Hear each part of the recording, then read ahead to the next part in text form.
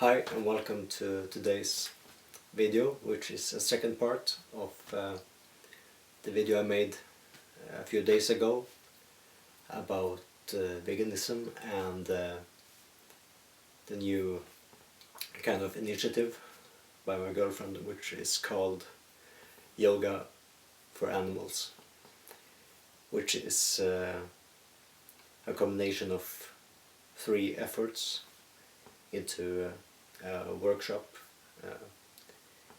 If you go to the Facebook page, you'll have a lot of more information and current events.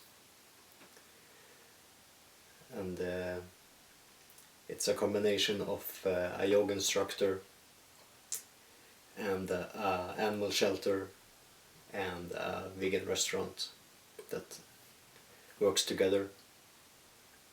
So you will usually have a little basic information about what veganism is about and how it can be something for you or someone you know, and how you can help some animals in return, because all the benefits from these workshops goes to the animal shelters, which is the main focus here, because all around the world there is plenty of cats and dogs and other wonderful animals that simply doesn't get to live a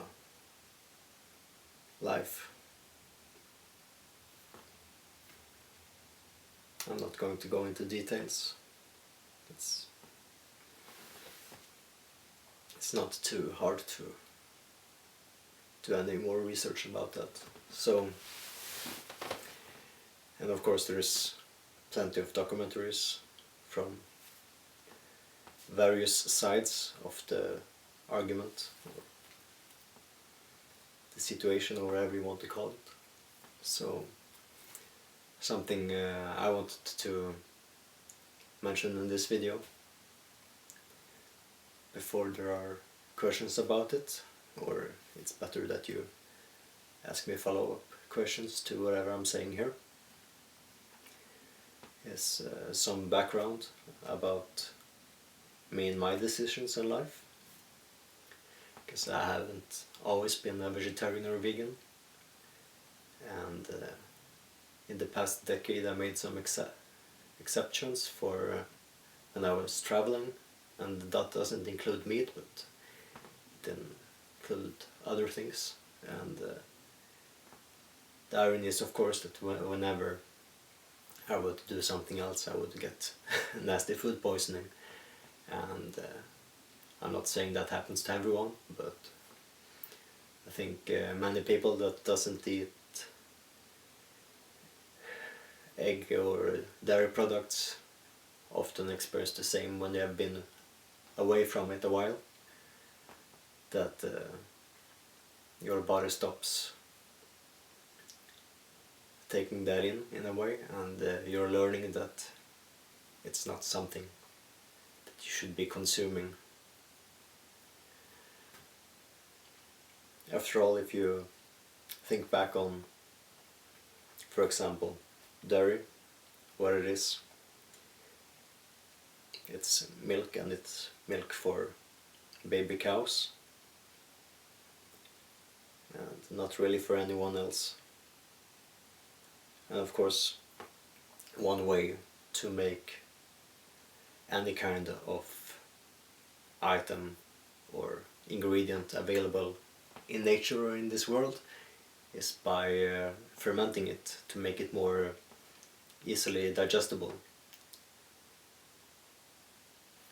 because you can do that with plenty of plants as well, or that's how you get beer or cider and wine, for that matter, or something as wonderful as vinegar. And it's easy for people to fool themselves that they think that dairy products like milk or cheese are good for you, but of course milk isn't fermented, but cheese is. But yeah, there's plenty of sources about that, and I'm going off a tangent here. I could talk better about it in some other video if you want, or give you some examples on what videos or books you can look into for further information. And if I had a channel devoted only to that, that would be in my video immediately, but I don't have the time or the skills to properly do that, and there's plenty of people that have already done it. So I don't see any need for me to distract from that. But as I said, if you want to read or watch more, it's pretty easy to find that information. And where I'm coming from is by excluding things that I feel are not beneficial for me or the world. It's not only to contribute to something more sustainable in this life or in this world, or to reduce the destructive aspects of what mark I'm leaving behind in this world, to have something a bit more beneficial to whatever afterlife there is. And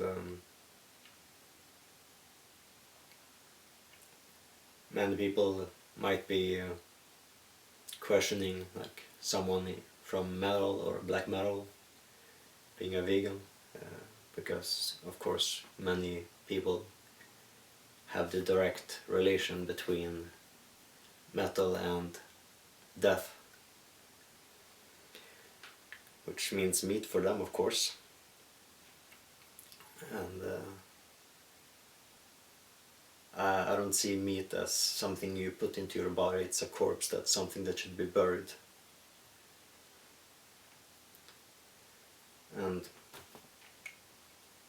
when it comes to black metal, it's about opposing, to challenge the existing norms in society and in the world. And because more people are consuming corpses than not, I obviously think that it's a pretty good way to show where you stand in this world, by researching and making your own decisions. And for me, that over time became excluding more and more things from my diet, and by doing that, of course, I learned to appreciate other things in life. Plenty of vegetables that I didn't appreciate maybe a decade ago is something that I adore now. And as a chef, of course, that speaks for itself, that if you can cook with more ingredients, you can invent so much more interesting recipes. Same goes for fermentation. And that's a whole video by itself, what amazing things you can do. And I promise that in a not too distant future I will share some cooking and brewing with you as well.